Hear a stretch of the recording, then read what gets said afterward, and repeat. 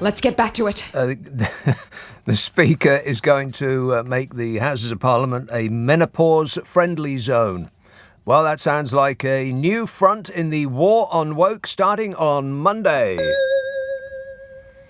The Prince of Wales has privately described the... I'll get to the texts and tweets and emails that I didn't manage to get to last night because I am very bad at my job. Correct. I'll get to those in just a minute. But first, let's deal with His Majesty. Oh, I can't bear it. I tell you what, they're worth £80 million a year just to have to stand there and take that for about 20 times a day. How do they manage it? The Prince of Wales has privately described the government's policy to send migrants to Rwanda as appalling. He said, Prince Charles is said to be particularly frustrated at Boris Johnson's asylum policy as he is due to represent Her Majesty the Queen at the bloomin' Commonwealth Heads of Government meeting in Kigali, wherever that is. It's the capital of Rwanda, wherever that is. I bet you couldn't pinpoint it on a map. I bet you got absolutely no idea where it is. Betcha, betcha, betcha. I'll bet £5. Migrants who arrive in Britain illegally face being deported to Rwanda more than 4,000 miles away under a deal struck by Priti Patel, the Home Secretary. A source heard Charles, 73... Is he really? 73 years old. He expressed opposition to the policy several times in private. He said he was particularly uncomfortable about it. He said he was more than disappointed at the policy. He's not disappointed. He's angry. It's clear he was not impressed with the government's direction of travel, said a source.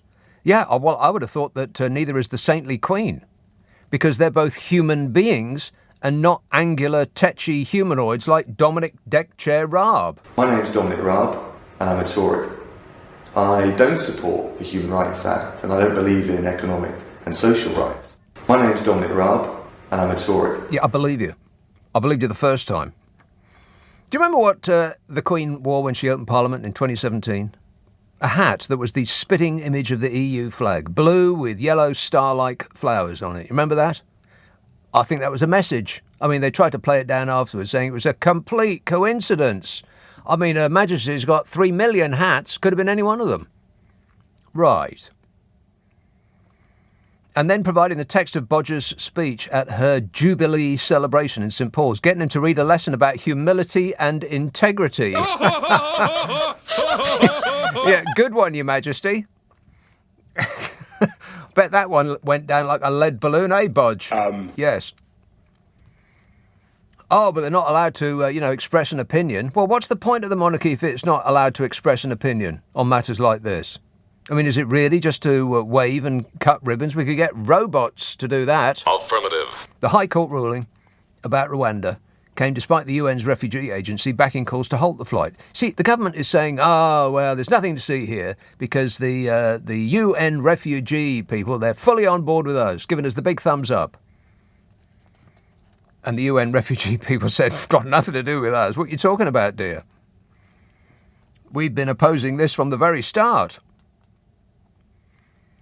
The government is pretending, for the few people that still believe a word they say, that this policy is crucial in deterring channel crossings. How's that going, by the way? Oh, fabulous. Yeah, because it's been a pretty famous policy for a while now, and the channel crossings are going up, not down.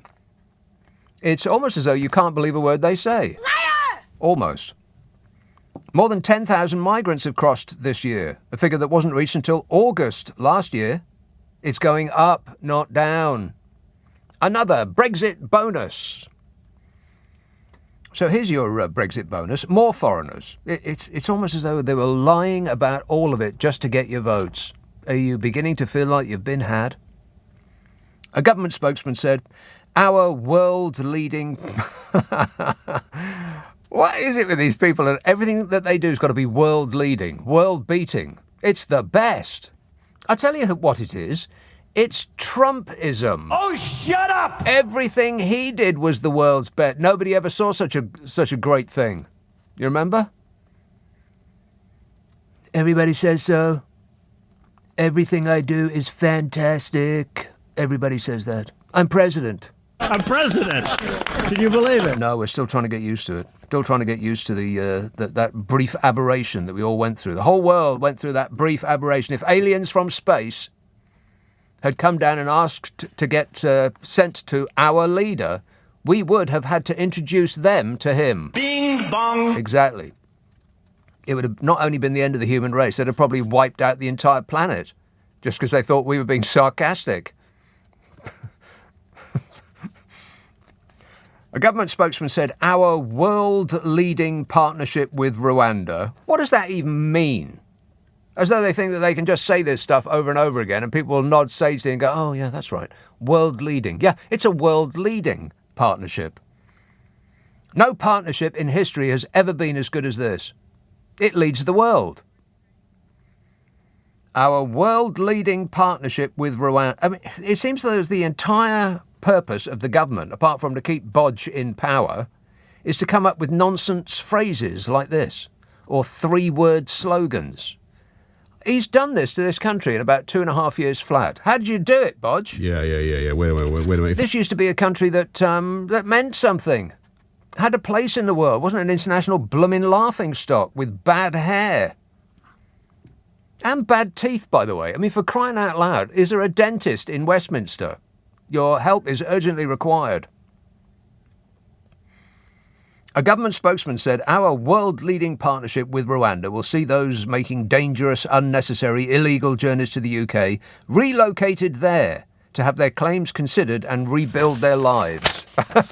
Anybody want to rebuild their life in Rwanda? No. How about people in Rwanda who are trying to escape? Where would we send them? They'll still have to make that dangerous journey. Because the very, very few numbers of people that come from Syria and wherever else it might be, Afghanistan and, all places north, south, east and west, fleeing unimaginable horrors, the likes of which we can't even contemplate, to get here and think that this might be their saviour, that, they might have members of a family here, the few members of their family that are still alive. In the country that they came from, they watched their mother, father, sister and brother get blown to bits. So they think, well, maybe I should leave now. I'll go to where the people are nice. I'll go to Great Britain. Well, people used to be nice, but a change happened a little while ago. And so they have taken away, this government has taken away all of the legal ways in which they might arrive here and then said, you can't come here illegally, making it impossible to come here legally. Cute, eh? The legal routes to claim asylum have been dismantled, so the government says they must arrive legally and they've made it impossible for anyone to do so. Rwanda is a fundamentally safe and secure country, a government spokesmodel said, with a record of supporting asylum seekers, and we are confident the agreement is fully compliant with all national and international law. Yeah, sure they are. Confident, are they? Is this the same Rwanda that is in an escalating deadly dispute with its neighbour, the Democratic Republic of Congo, which had them firing rockets at each other that killed children and flattened a school and terrified the locals this week? Or is that a completely different Rwanda? Maybe there's two of them. It doesn't really matter. It's not about people. It's not about safety. It's not about deterring people smugglers. Do me a favour. It's about pretending there's an upside to the Brexit we were lied to about, and which is damaging the country and everyone in it who hasn't got their assets registered in a tax haven. It's about winning the next election and clinging on to power at any cost. And what for? To push through their detailed agenda? They don't have one, outside of keeping Bodger in power in number 10. That's what this government seems to exist for. Is this, Bodge, what you had in mind when, as a sticky-fingered little schoolboy, you thought that you were going to be the leader of the world? I can't comment on that.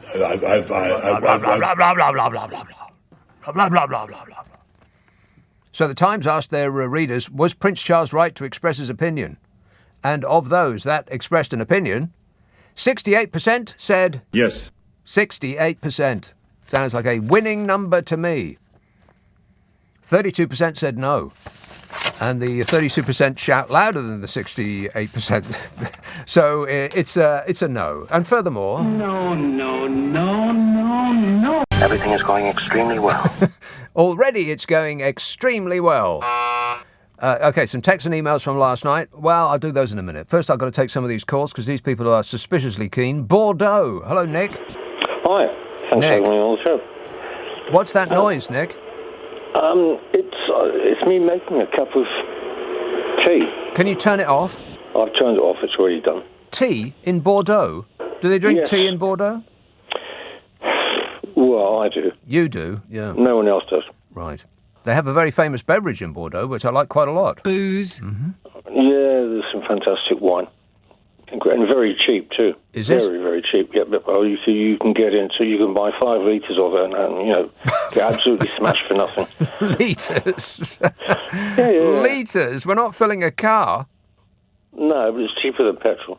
That could quite possibly be true, yeah. Anyway, go ahead.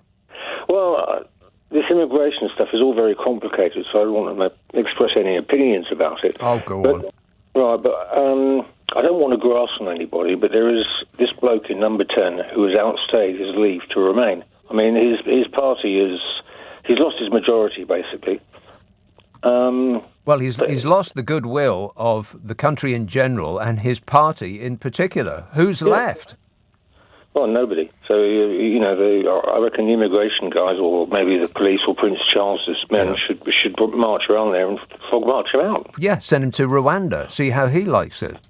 Yeah, there was a tremendous massacre there. It was maybe 10 or 15 years ago, I can't remember. There were millions of people killed. Yeah, it's a very, very safe area, that's what I heard. It's very, very, very World-leadingly safe is what I heard. Absolutely. Yeah. All right, well spotted. Thanks a lot, Nick. Get yourself a new kettle because that thing sounded like it was straining to boil that water. It was straining. That's a rubbish instrument you've got yourself there. 0345 6060 973. Tom tweets, Johnson in 2011... Oh, this is the thing that I was reading over and over again. I might read it again tonight. Why not? Tom tweeted, this is Boris Johnson writing in 2011. He wrote, when a regime has been in power too long, when it's fatally exhausted the patience of the people, and when oblivion finally beckons, you can rely on leaders of that regime to act solely in the interests of self-preservation, not in the interests of the electorate. Yeah. Wait a minute. I couldn't agree with Boris Johnson more. I am stunned that I just said that sentence out loud. Mark says the best gig that he ever went to, not that I was asking, was Bowie at Wembley Empire Pool in May 1976 as the Thin White Duke. 1976? Was that not the stage tour? You know, the double album stage with that sort of Dan Flavin, like phosphorescent tubes in the back of the stage, because I wouldn't have called that the Thin White Duke tour. That was the stage tour, surely, because I saw him in 1976 in the Glasgow Apollo.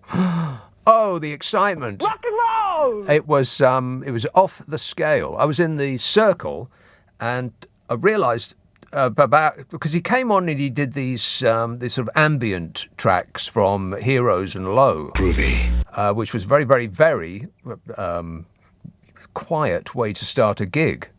In fact, I can't, off the top of my head, think of anybody that started any concert in a more low-down, sort of relaxed and calm way, because the audience just went berserk when the lights went down. He came on, and then he started with those sort of ambient tracks from Heroes and Low, boom, boom, boom, boom, that. And we in the audience didn't really know what to do with ourselves because, we were ready to explode with excitement, and he came on and did that. In a little while, then he started to do, what we actually were expecting, and the audience started to, and people who've been to Glasgow Apollo, I don't know if it still exists, they will perhaps know this, if they've been to anything other than a theatre show where everybody was sitting down. If all the kids in the circle were bouncing up and down, the entire circle moved up and down, but I swear it was moving up and down by about 3 feet. When I realised that was what was happening, I tried to control myself, thinking I am just adding to this potential disaster that is, unfolding before me. But, thousands of other kids didn't pay the slightest bit of attention to that. I really did think I was going to die. But what a way to go, eh? Anyway, Mark says Bowie at the Wembley Empire Pool 76 is the Thin White Duke, which I question. Closely followed by Iggy Pop at the Rainbow in March 1977. Yeah, I saw Iggy Pop as well when he was doing the tour with the guy out of the Sex Pistols, Steve Jones. Steve Jones had this fantastic cowboy hat on. Yee-haw! And Iggy Pop climbed up on a massive speaker at the front of the stage and was doing his, this sort of demented dance. And he disappeared. He just fell off behind the speaker. And he was gone for, 5 minutes. And the rest of the band were looking at each other. They were carrying on playing right enough because, they're trained professionals. But he was gone for such a long time. And we thought, well, that's that then. Better report to the box office to get a refund. Iggy's dead. And then he just exploded out from behind the speaker after about 5 minutes, gone completely, as though nothing had happened. Because that's the kind of guy he is. I spoke to him on the phone the very next day because I was working on another radio station. And I reminded him about that, and I don't think he remembered. Because I think he works himself up into such a state when he's on stage that he barely remembers anything at all. And I asked him, what's your day like? Thinking that he was going to say, well, I start the day by biting the head off a bat. And driving my car into a swimming pool, that sort of thing. No, he said, well, I wake up at about 6 and I do some yoga and then I eat a yogurt. I thought... What? I said, you're the crazy man of rock. What are you talking about? But I suppose that's the only way that he could have lived so long. Yogurt and yoga. But that has absolutely nothing to do with what we were talking about. So back on track, here's a call in Red Hill. Hello, Nigel. Oh, hello, Nick. I've got some material for you. Oh, no. It's to stop stopping Mr. Putin with his war. I imagine Mr. President picking up something. Who's this goddamn lamb? He thinks he could have got tennis. Oh, no, we've run out of time on that call. Gosh, I hate it when that happens. Very, very sad. It was a listener with material, everyone. Oh, no.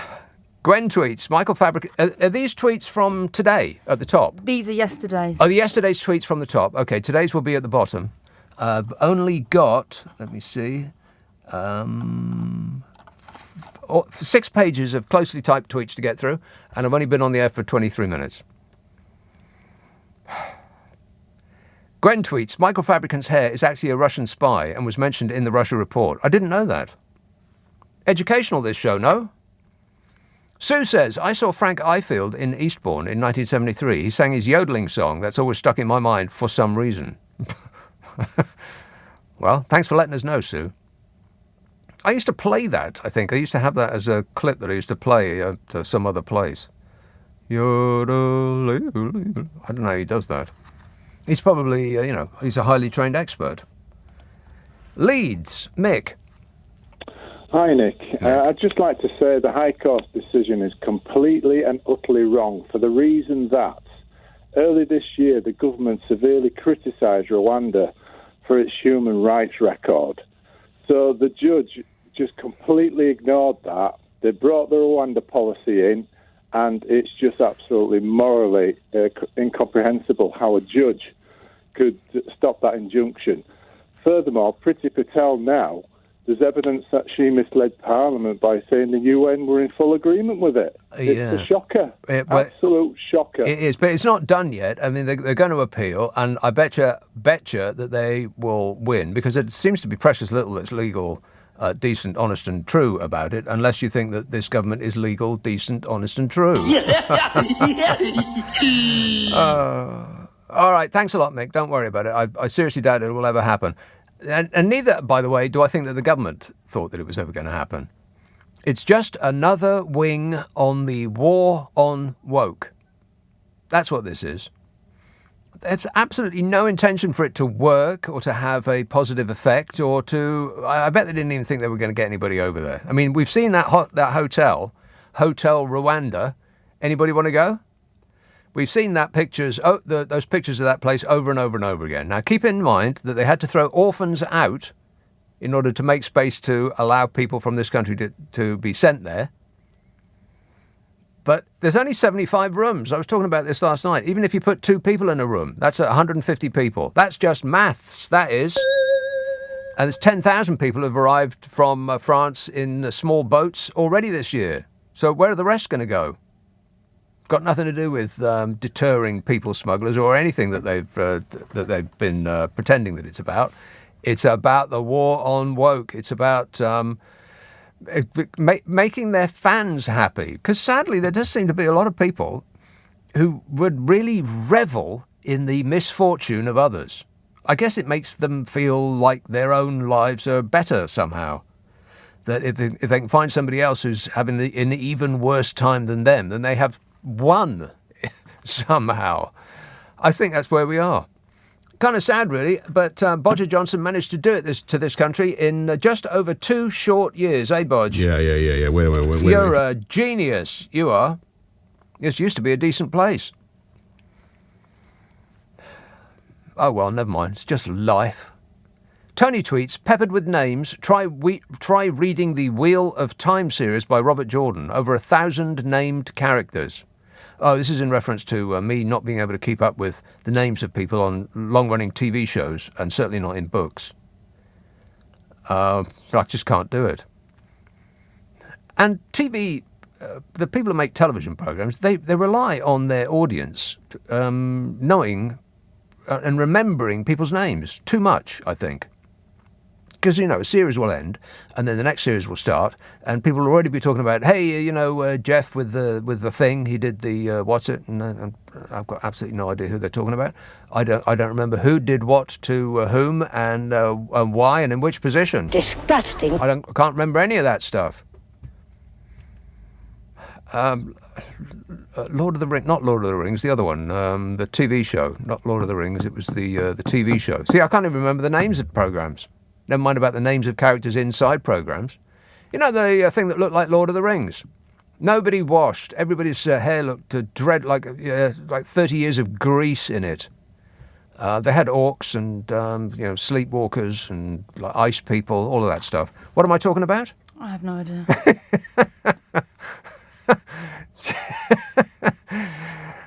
No idea. Also, completely just not remotely interested. The program with the people with the ice and the blue eyes, that program. A mate of mine had the first series of it, not Lord of the Rings, the other one, Winterfell, those people. And the video of it had, it was so useful. It had a picture of all of the actors with their character's name underneath. And I was forever just, who are they talking about now? And so I'd have to go and look back and Targaryen, who the hell's that? And it was like trying to cross-reference it was like, I can't think of another example. So I'll just have to leave it there. I'll drop it there like a bag of doggy poop and walk on and pretend that it wasn't me. Alison texts, in the flying scenes in Top Gun Maverick, they've all got their names on their helmets. Staggering you didn't notice that. Very intelligent man that you are. I love you nonetheless, says Alison, very sarcastically. Yeah, well, I refer you to the complaints that I was making some moments ago. Whinging and whining and moaning. I can't remember people's names. No idea. It didn't help me at all. Plus, it wasn't their real names that were on their helmets. It was their silly flying names. Now, if I can't remember their real names, I certainly can't remember what sort of nicknames they gave to each other. Do me a favour. It's not a memory test. I'm sitting there trying to be entertained, crying out loud. But you know me, I never complain. Stop whining. Steve tweets, I'm a 50-something guy.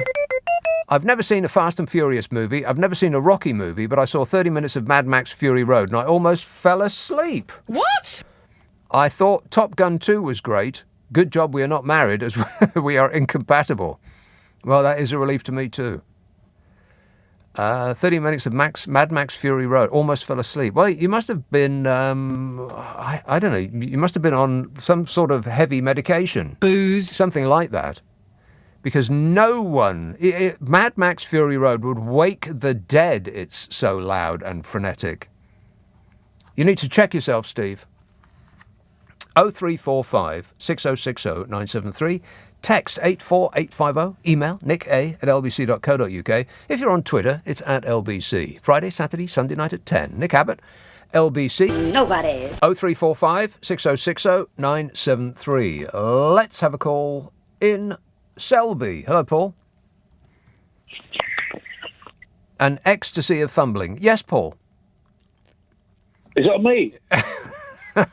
Well, it sounds like you.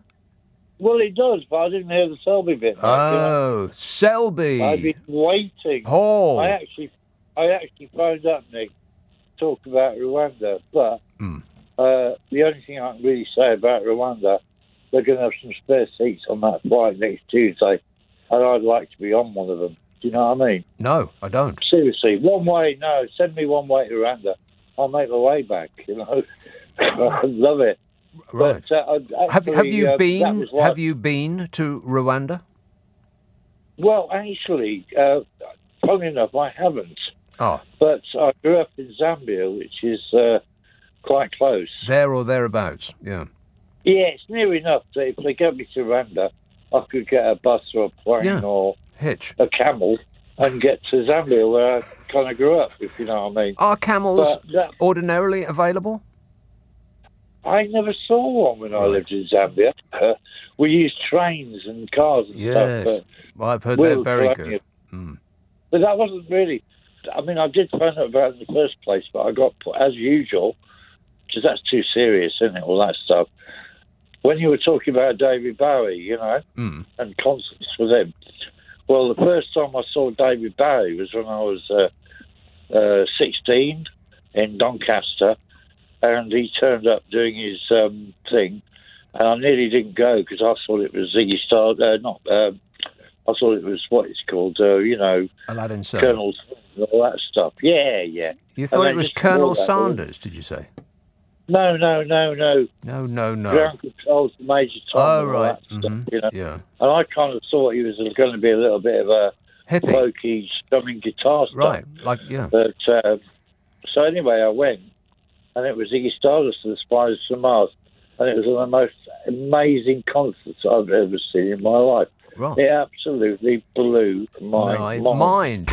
Yeah, I would expect so. It was amazing, mate. Yeah. And the next year, Nick, they come back to Doncaster, top rank, and they did Aladdin Sane. Well, you can't beat that with a stick. I missed that. First one I saw was the stage tour, which was just after he released To Heroes, I think. Yeah, well, that was all brilliant. I mean, he was a marvellous geezer, but I was just lucky. I mean, like I said, the only reason I went to see him in the first place was because the girls from school were going. But it was astonishing how brilliant he was. Right, you and know? you're still blown away to this day. Yowza. Yeah.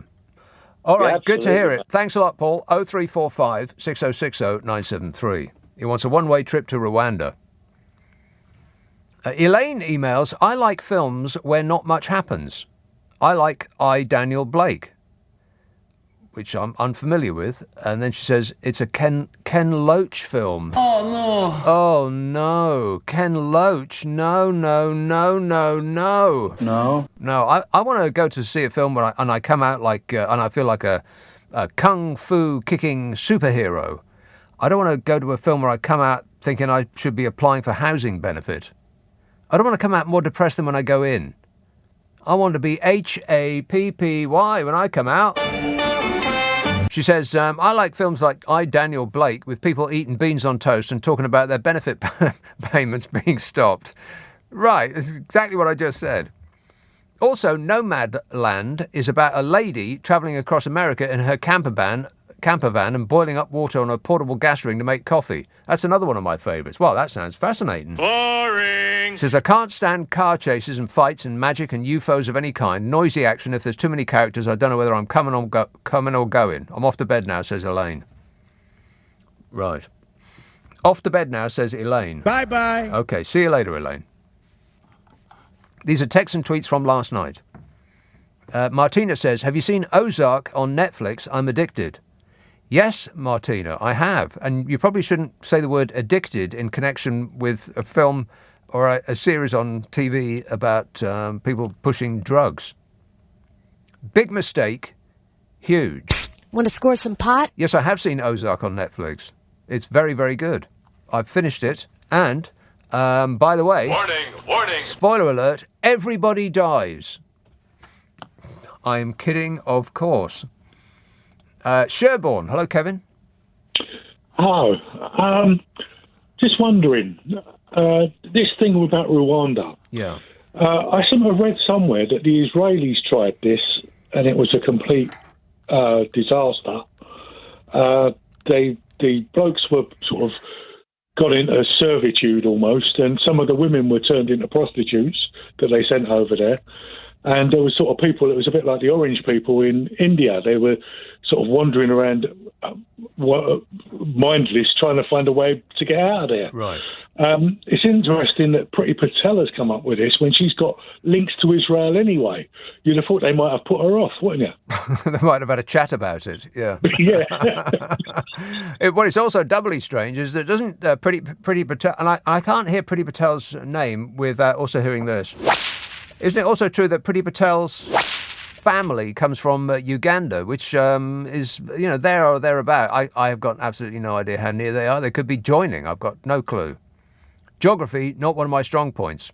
Or history, or biology, or chemistry, or physics, or sports, or you name it, I can't do it. But I think Uganda, which is where at least some of Priti Patel's family come from, is probably nearer Rwanda than Great Britain. And yet here she is. Curious. All right, thanks a lot, Kevin. 0345 6060 973. Zoe texts, Tom Cruise is sitting on 2 pillows. He is short. Well, what's that got to do with anything? He didn't choose to be short. He just is short, Zoe. I don't really get that. You could criticise him for all sorts of things, like his, some of his beliefs. Some of his beliefs are a bit strange, but then you could say that about anybody's beliefs. I mean, they're all a bit strange to me. But to criticise him because he's not very tall, I know that that's what people do, and they never stop doing it. Oh, let's concentrate on his shoes and see if he's wearing stacked heels. So what difference does it make? If you go to a film, Zoe, and you're busy trying to imagine how tall the actor is, then you've wasted your money. I can't wait till Mission Impossible comes out. I'm just hoping that it's not as American as Top Gun 2, Maverick. The flying scenes in this new Top Gun film are absolutely fan-bloomin-tastic. I'd see it again just to see that. But the characters, a little bit too American for me. A little bit too, college jock whooping for me. But I am too British for all of that. I can't go in for all of that American, woo, all of that stuff. It's just not me. I am too constipatedly British. And proud of it.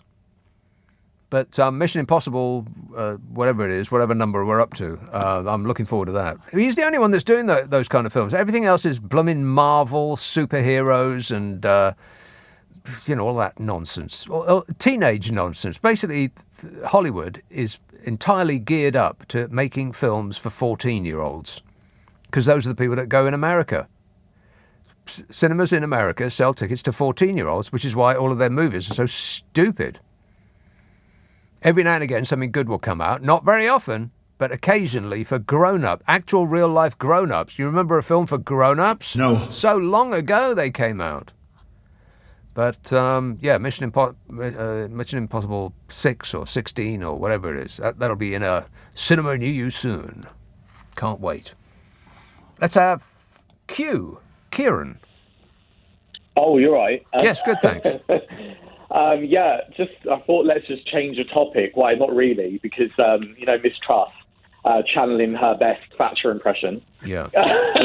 Liz Truss. very Liz, robotic. Liz the Brains Truss. Yeah. She's incredibly robotic, and there was you should watch. She's actually quoting the Geneva Convention for the fact that those British mercenary, the British guys that went over to Ukraine have been captured by Russia as challenging Russia as the Geneva Convention breach. But yet we're having this Rwanda policy, which is, I believe, can be challenged as a Geneva breach itself. So, you can't pick and choose the law. I think they need to learn that. Well, to be honest, with Boris in charge, he's picking and choosing what he wants to do. I mean, it's not a good look for anybody in this regime to be calling others out for breaking the law. I mean, can they see themselves? Before I go, you guys need to watch a clip when in Sky News, Kay Burley was questioning Liz Truss. And you could see that she didn't know what the answer was when she mentioned about people going out to Ukraine, not realising by her saying that's okay, yeah, they should do. You could see her eyes. She's so robotic and easily readable that you can see that she's like, uh-oh, I don't know what I'm saying here. And she goes, and she's not realising that anyone that goes over there could be accused of a war crime and get tried in the Hague, or I don't know how it works if it would be in Ukraine. But you can't say that's okay, because you actually put rules in place about people going to Syria to fight against ISIS. So she didn't know what she was saying, and I'm sure an advisor, whoever, would have had to go at her. And her pictures on Instagram, seriously, if you want to laugh, go and look at Instagram. I will look it up at my leisure later. Thanks a lot, Kieran. Yeah, to be a minister is to be somebody who has to commit various lies to memory and then go on television programmes and spout them all out again. I'm sure they get a script. Regardless of what the question is, just say this. And they probably study it over and over and over again. You can get quite good if you exercise your brain to memorise things. You can get quite good at that. And that's why they never appear to answer the question. It's because they've memorised an answer to a question that they haven't been asked. And if they go off-piste, if they go off-script, then, anything could happen. Oh, no. 0345 6060 973. Text 84850. Email nick@lbc.co.uk. And if you're on Twitter, it's @LBC. Friday, Saturday, Sunday night at 10. Nick Abbot, LBC. Wait a minute. I don't like that kind of talk. Now, just stop it. It upsets me. These are texts and tweets from last night. I still haven't got to the ones that have come in from tonight yet. God, I am terrible at this job. John texts, this is all about Top Gun. He says, trainer jets have dual controls. That is how pilots learn. I was an RAF ground crew, and I got a chance to have a back-seat trip in a dual-control jet and was allowed to take control and do a barrel roll on my own with a pilot in front with his own controls. Yeah, John, you were going, woo, and the pilot was going... Linda says, the monkeypox joke last night made me choke on my e-cig. Right. The monkeypox joke, I remember it. Because there's nothing funnier than a major disease that turns your skin into a field of pustules. Disgusting. And if you want to hear the monkeypox joke, then you'll have to listen to last night's show. You know, we put these shows up on the internet as podcasts. Oh, yeah. Almost as soon as they're finished. We take the news and the ads out, furthermore, which means it takes less time to listen to them. You'll use less electricity, but it will still cost so much that you'll be burning Platinum Jubilee bunting this winter just to stay warm. Ask for them by name on an internet near you. Nick Abbott, The Whole Show. You'll find them on Global Player, which you should absolutely have in your life. Global Player. All the podcasts that we do, all the radio stations that we do, you can find it for Apple and Android. Affirmative. 0345 6060 973. Poplar. Hello, Martin. Hello, Nick. Or hello. What? Can you hear me? Yeah, I can. Hello? Yes. Oh, there we go. Brilliant. So last night, I've got to recall one thing that has tripped me out since you started speaking about it. Brilliant holiday summary review from Spain. You talked about ordering ready meals in your apartment, but I do have to wonder why you didn't order takeaway to your apartment. Well, I didn't order ready meals. I went to the supermarket down the road and bought them from the chiller cabinet. Okay, that's a semantic, but honestly, why didn't you order some delivery to your lovely view? Yeah, I thought about that. I don't speak Spanish, so getting on the phone to somebody and asking them a complicated thing, and neither did I really know what my address was. I knew how to find it, but I didn't have the ability to describe to somebody what the address was. So I went and got the food to avoid any, Spanish unpleasantness. Okay, that's all I can ask, and that is the answer I wish. All right, Thank you very much. Appreciate the call. Thank you. 0345 6060 973. Yeah, much to my shame, I went to Madrid, had 2 days away, 3 nights, and I didn't really do very much. Not very much at all. I went to a park. I saw Guernica by Picasso, and that's about it. Other than that, I just sat and stared into the middle distance, or the very, very far distance, because the place that I rented had a terrific view. And Madrid is a great centre of gastronomy, and I didn't enjoy any of their offerings at all. I got ready chilled meals from the supermarket down the road, and on the one night that I actually did eat proper food that was made by a person in Madrid, it was pizza. I ate pizza. What? Yep. And it was great. Let's have Regent's Park. Hello, Vance. Hi, Nick. Great show as usual. Thanks. Nick, I want to go through a little list and then I want to ask you a question. UK economic gloom, cost of living crisis, record inflation, rail strikes, NHS failings, care home shame, absent GPs, Brexit deficit, housing shortfall, absence of any trade deal with the US, exclusion from EU's Horizon and Copernicus research programs, no levelling up, airport chaos, flouting international law, policy failures, and Johnson's still there. What does this tell us, Nick, about the parliamentary Tory party? Are most of them zombies? They have been repurposed with the single aim, which is keeping Boris Johnson in power, in much the same way as the Republican Party was completely repurposed by the Tangerine Scream to keep him in power. I can be more presidential than anybody. They are peas. They are orange, dishevelled peas in a pod. Oh, shut up! They're the same person. I agree with you, actually. Sad, isn't it? It is a bit sad, yeah. Okay, thanks, Nick. All right, no worries. Thanks a lot, Vance. 0345 6060 973. Ewan texts, are people going to yearn for working 0-hour contracts in post-capitalist retail hellscape? Send me down with a canary, please. Well, this is in reference to a conversation we were having about areas in the old mining communities that never really recovered after the closure of the pits. And people there, understandably, yearn for what they fondly remember as the good old days when they had decent paying jobs and a purpose in life, and they knew where they were going, and et cetera and so on. And my contention was that you really shouldn't sort of lionize those years of going down the pit, because who would actually want to do that if they had any other option? And I suspect that Ewan is saying, in the future, when people, all those people on those scooters who zip about, they're like being surrounded by a cloud of mosquitoes. Every time you go out in the car, there's just a cloud of these people on mopeds delivering pizza to other people who work from home. Can't be bothered to go out like me in Madrid. In the future, perhaps those pizzas will be delivered by drones, and they won't have a job anymore. Will they be yearning for the day when they used to work 0 hours contracts for a pittance in what Ewan describes as a post-capitalist retail hellscape?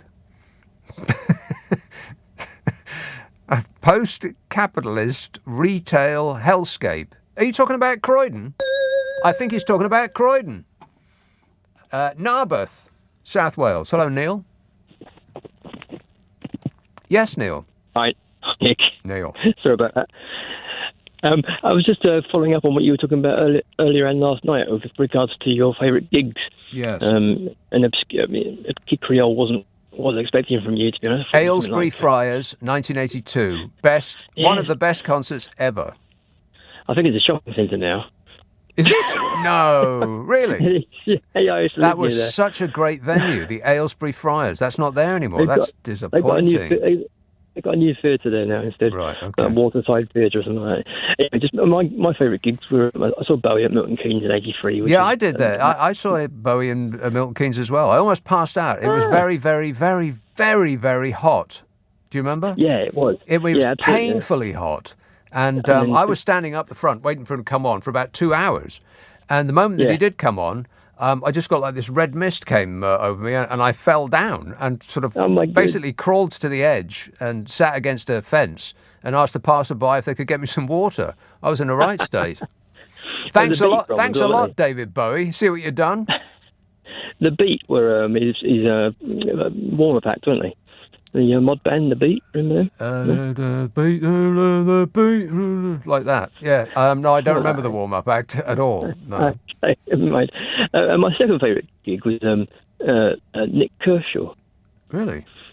Yeah, I saw Nick Kershaw in a little back room of a pub in St Albans called the Horn Reborn about 10 years ago. It was like an acoustic set. Wouldn't it be good? That guy. That's the one. Yeah. That's a great song. But it's the only one of his that I know. He's got some brilliant songs, actually, to be honest, and he's still knocking them out. Right. And he's a great songwriter. And the last one I saw was Springsteen, who I wasn't really interested in at the time, but then I saw him in '85, I think it was. He came on stage in 1985. He's actually still on stage at the moment. He's still doing encores, believe it or not. Gigs last that long. Talking of which, did you see Stephen Van Zandt in Lillehammer on Netflix? Well, I saw Stephen Van Zandt in The Sopranos. Absolutely. Yeah. Oh, well, there's a great series on Netflix called Lillehammer, which he basically plays the same character, in effect, that he played in Sopranos with a different name, who's escaped to Norway. Well, don't tell us. Basically, the whole premise of it, he's gone to Norway to escape the mafia, basically. Right. And I'd never even heard of it. So you're giving me homework now. Oh, all right then. Look it up. Lillehammer. Okay, I will. All right. Thanks for the advice, Neil. 0345 6060 973. You can text 84850. Email nica@lbc.co.uk. And if you're on Twitter, it's @LBC. Nicky texts, I'm playing the When Will Nick Read Out My Text game. I predict, considering all of yesterday's messages, that it will be 11:05 p.m. Am I close? Wow.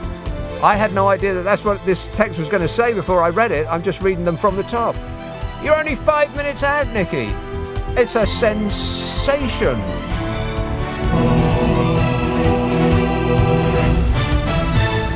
So they opened their big mouths, and out came talk. Talk. Stacey emails, how much is a litre of printer ink nowadays? It's about £1 million. I think it's about £1 million a litre. She says it's got to be cheaper, surely, than petrol. Give it time and saffron will be cheaper than petrol. Yeah, but you can't run your car on saffron. That's just a fact. Not even electric cars run on saffron, Stacey. She says, crazy days, crazy prices, and one crazy Prime Minister. Peppa Pig World. Peppa Pig World it has... yes. Peppa Pig is the right answer. You silly PM. Casey texts, Nick, petrol on the Isle of Wight today is £1.97.9 a litre. What? Wow. £1.97.9. Please don't say it's another good reason not to visit the Isle of Wight. It's great, says Casey. Well, great as in Grate. You've got that right. 0345 6060 973. Let's have a call. In Glasgow. Hello, Steve. Hi, Nick. How you doing? I'm good, thanks. Is it raining? In Glasgow, no, it's not raining. It's a bit of a smurf, that's all. It's a bit of a what? Spitting. Smurf. It's spitting. It's just spitting. It's not raining. It's spitting, as we call it up here. I'm even I don't know what that means. It's sticking. What's sticking? spitting, spitting. Oh, spitting. Yeah, that's called right. slur. Yeah, spitting. exactly. That sounds like rain to me. No, it's not rain. It's Scottish rain. No. It's just spitting, right? Yes, exactly. It soaks you through, but if you walk too far. Anyway, I've got a movie recommendation for you. You were talking last night about Mad Max Fury Road. Yeah. Excellent film. Seen it about 20 times. Right. The one, it's not homework, but you can watch it if you like. It's called Extraction. I don't know if you've seen it. Extraction. Who's in that? Chris Hemsworth in it. Chris Hemsworth, Thor. Chris Henderson. Absolutely fine. Who's that? Chris Hemsworth. Oh, Hemsworth. Chris Hemsworth. Yeah. Right. Hemsworth. Yeah, I know the name. I can't place the face, but he's a famous person. Actor, yeah. Quite sure absolutely about fantastic. that. Extraction. Right. Are there car chases? Yes. Is there gunplay? Yes. Right. Count me in. I'll see you at the box office, Steve. Thanks for the swerve. Cheers, mate. 0345 6060 973. Now, my ear is attuned. I bet there's a significant number of the people who are listening to this show going, what? What's he saying? Yeah, I get that a lot. George tweets, I'm just waiting for Lee Anderson to pop up, seething with anger to call for the government to defund Prince Charles. Well, you know who has threatened the royal family with extinction. I'm a nutcase. I mean, he didn't threaten them with extinction, but he said that if Charles doesn't button it about our fabulous Brexit, then it could be the end of the royal family. That's about as stupid a thing as he tweeted it. I haven't got it word for word, but it's there or thereabouts. That's his policy. Interesting. We've got a few idiots in our party. If you say so, Nige. Brexit. The papers are absolutely full of Brexit today, which is kind of weird because nothing really happened. But I think that the amount of arm flailing, the amount of fury that is being expressed by the proponents of Brexit is in indirect proportion to the actual benefits of Brexit. Because so far they are invisible. There aren't any. And as people are beginning to realise that there aren't any benefits to Brexit, so those that have proposed it are becoming ever more frantic in their attempts to defend it. And so it was today. I mean, quite comically so. We must keep Boris Johnson in power, otherwise we'll lose Brexit. Oh no! Well, we'll lose, all of the benefits of Brexit, like, I've got no idea. You tell me. There aren't any. We've got an entire ghostly hat stand whose sole purpose in life is to come up with a benefit of Brexit, and he still can't think of anything. I don't know anything. Say it again. I don't know anything. One more time. I don't know anything. He doesn't know anything. It was comical. There was a Dear Boris letter that was written today as well by one of his family members. Did you read that? Or I might get to that in a minute. I mean, really, it's just... and it's... It's almost as though that these articles are written by a computer. Correct. Like, you just feed in the information, a couple of slogans into a robot, and then it just spits it out. Affirmative. Tory Brexiteers last night accused lefties, lords and lovies of mounting a dangerous new offensive against Britain's historic decision to leave the EU. Now, the word historic there, do you mean that it is a matter of historic interest or just old? As in, it happened already. Allies of... This is the Mail, of course. Allies of Boris Johnson... Allies? Has he got any allies? No. I can't think of any.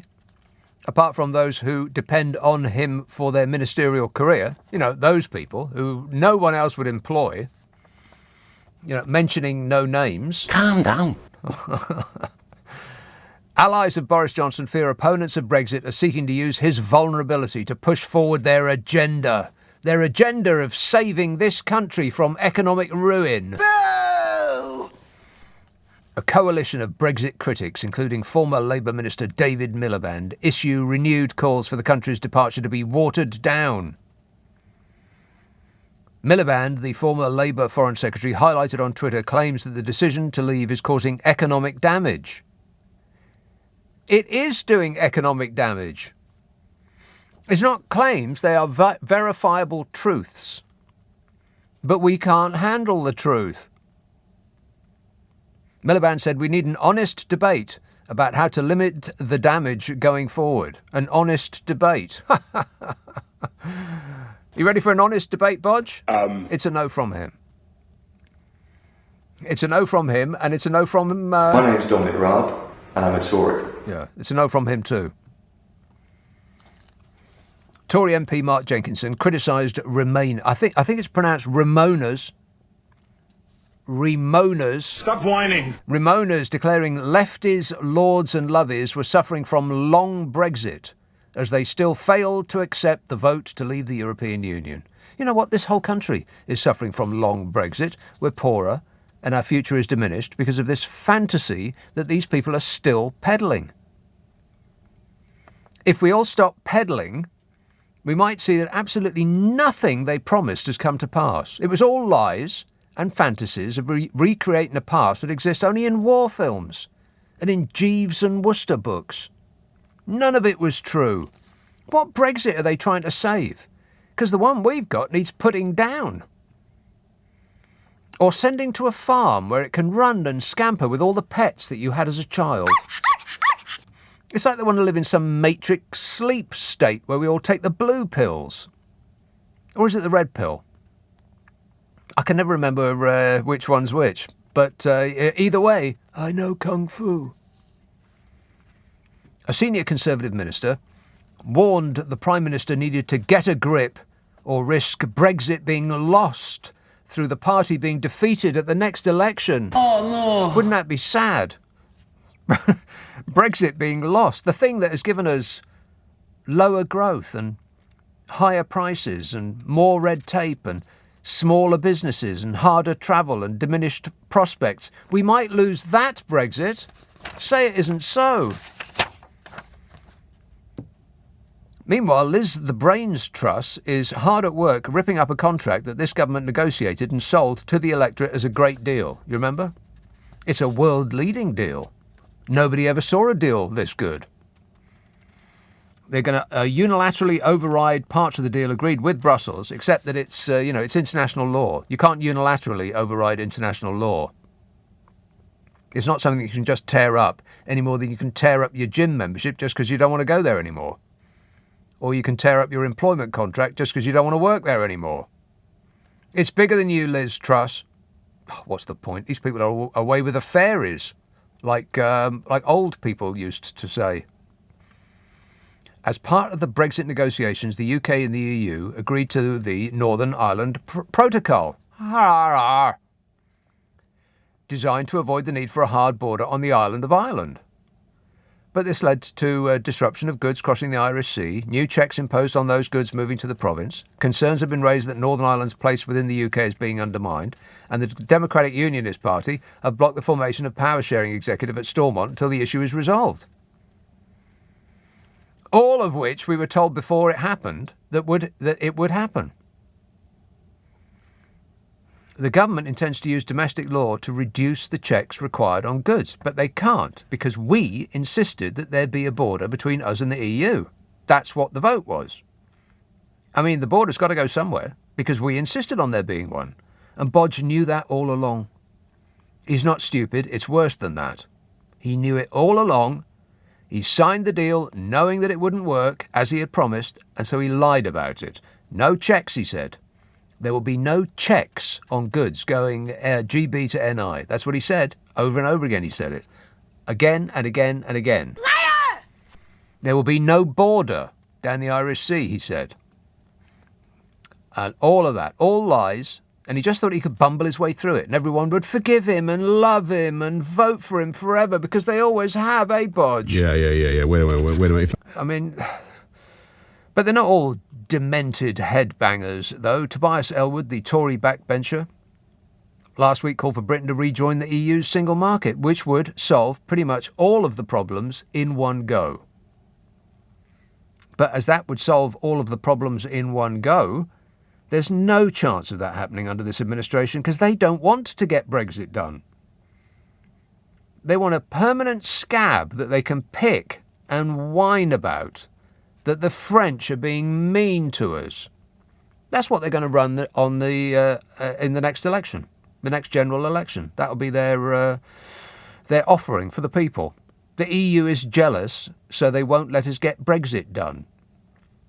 That's going to be it.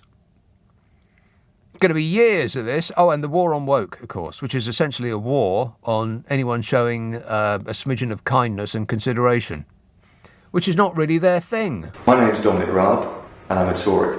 0345 6060 973. Text 8. I don't know why Dominic Raab is speaking with his head in a bucket. My name's Dominic Raab, and I'm a Tory. But, it's a decision that he made. 0345 6060 973. Text 84850. Email nick@lbc.co.uk. And if you're on Twitter, it's @LBC. Friday, Saturday, Sunday night at 10. Nick Abbot, LBC. Shut up. I can't. 0345 6060 973. East Yorkshire. Hello, Mike. Hi, Nick. Yeah. You were talking about Northern Ireland. I was rang up about something else, but you were talking about Northern Ireland, and if you look logically and unemotionally at what's actually happening here, is Liz Truss has brought her bill up so that we are going to cancel the Northern Ireland Protocol, which puts the EU in a weird situation because they can't impose checks in Northern Ireland because Northern Ireland isn't in the EU, it's in the single market. So that would force the EU, if they're going to protect their single market, to put a land border up between Southern Ireland and Northern Ireland, which, again, is completely unacceptable to everybody. So then the only thing the EU can do, and they've already drawn up the tariff programme for this, is to hit us with tariffs, which Johnson can then say, oh, look at the EU, they're being mean to us again. Picking on us. How dare they?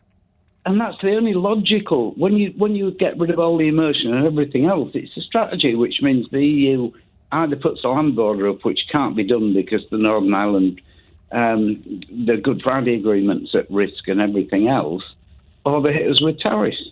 And then they're painted as the bad guys when it's us that did it. We chose to leave. They didn't throw us out. It seems to me that there is absolutely no intention on the part of this government to solve Brexit at all. They want to keep it running, a running sore that they will be able to, appeal to their fans and say, well, the reason that we haven't managed to access those fields of green grass that we promised you is because the European Union are jealous and they're being mean to us for leaving. Yeah, I mean, normal politics in UK has completely gone down the tube. People ought to realise that we are just part of a computer game, which is big dog. Yeah, and in a computer game, they throw distractions in to distract you.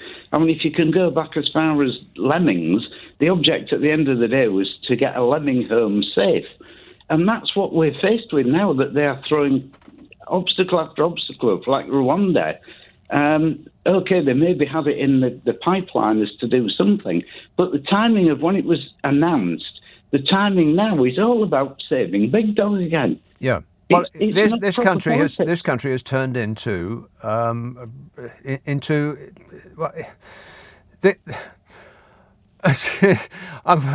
just exhausted. I'm with just thinking about all of this. It's just I just can't stand it anymore. But we have turned into like a version, like a sadder, more broke, but less gun-happy version of America.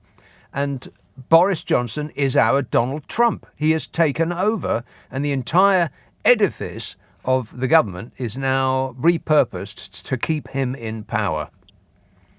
Exactly. But one last question, if I can, Nick. Heather Wheeler. Oh. Have you picked up on her? Yeah. Yeah. Just a quick question. Yeah. What are the two most god-awful places you've ever been to? The two most god-awful places I've ever been to. That's an excellent question there, Mike. And neither of them are ones that Heather Wheeler might say off the top of her head.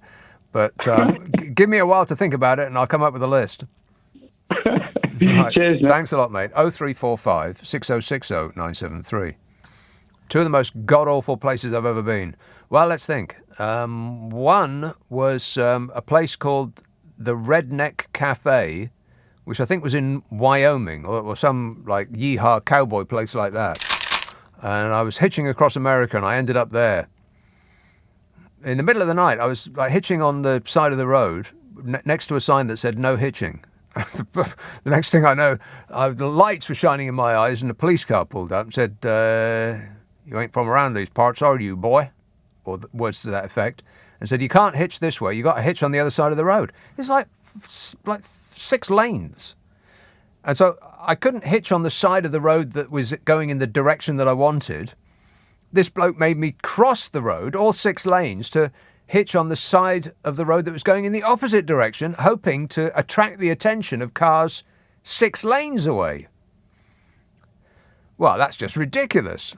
So I would probably be still there now if I'd paid attention to that. So I ended up at the Redneck Cafe, which was the actual name of this establishment, just over the border of Wyoming. I think Wyoming is north of Colorado, isn't it? Somewhere like that. Cowboy territory. And I was in there for hours and hours and hours, asking everybody that came in, who didn't look too scary, where they were going, and if they wouldn't mind giving me a lift. And some family bowled in, like Tumbleweed, and they were going to Oregon. Now, I was heading to some relatives of mine in LA, and Oregon is just north of north of California. So I thought, well, it's like there or thereabouts, not realizing it's about 1,000 miles in between the two. I exaggerate slightly. And they said, well, we're sleeping here tonight. You can sleep with us, and and then we'll all head out tomorrow. And I thought, oh, okay, great. So we're all going to be staying in the motel. And no, they were sleeping in the car park. They had a trailer pulling another trailer, loaded on which was all of their worldly possessions. I've only got a brief 3-hour show. This is a story that could last for all 3 hours and more, but I'll truncate it. And so I slept the night on the ground in a car park behind one of their trucks. And I was so tired I just passed out. And I woke up the next day to see that a lorry, one of these massive American lorries, had parked, not seeing me lying on the ground, had parked about 2 feet from my head. Now, people have called me a flathead before, but not in that manner. That's not what they were referring to. Something else. Rude. Anyway, that was my number one most god-awful place I've ever been. But I bet Heather Wheeler has never been there, to the Redneck Cafe in Wyoming. A Tory MP has sparked fury after describing Birmingham and Blackpool as god-awful places while speaking at a government event in London. When they tell you what they think, believe them. Heather Wheeler, MP for South Derbyshire, made the remark as Prime Minister Bodge was in Blackpool to give a speech about his planned expansion of Margaret Thatcher's right to buy scheme. And, dressing up in some work person's clothing and pretending to do their job for another highly expensive photo opportunity, which we're paying for, by the way. You ever thought about paying for any of this yourself, Bodge? No. He's extending Margaret Thatcher's right to buy scheme. Interesting fact about that scheme. You will perhaps recall that almost half of the once publicly owned council homes, which were sold off by Margaret Thatcher, have now ended up in the hands of private landlords, renting them out to people that can't afford a home and wished that there were still council homes to live in. Private landlords benefiting from a Conservative Party policy. Surprising, no? No. In even better Tory news, the Conservative Party is also set to hold its conference in that other god-awful place, Birmingham, the UK's second largest god-awful city, in October. Tory MP Heather Wheeler was at some government launch called a Roadmap to a Digital Future. Roadmap. This lot couldn't find the future if they had a sat-nav, never mind about a roadmap. She said, I was just at a conference in, I don't know, Blackpool or Birmingham, somewhere god-awful. When they tell you what they think, believe them. Journalist Chris Middleton, who was there, reported the comment, and he claims a Cabinet Office official rang him and told him the MP was making a joke to break the ice. Funny, no? No. Sorry seems to be the easiest word for this regime, and Heather Wheeler has since apologised. She said, I am very sorry that I screwed up. I am so sorry. You just don't know how sorry I am. I'm sorry. It's like a tsunami of sorries with this regime, isn't it?